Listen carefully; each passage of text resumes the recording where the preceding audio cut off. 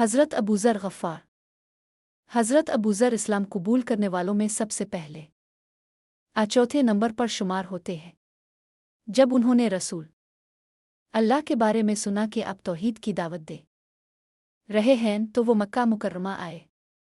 वहां पहुंचकर उन्होंने लोगों से नबी के बारे में पूछा, मगर कुरैश के खौफ से किसी ने सीधा जवाब ना दिया।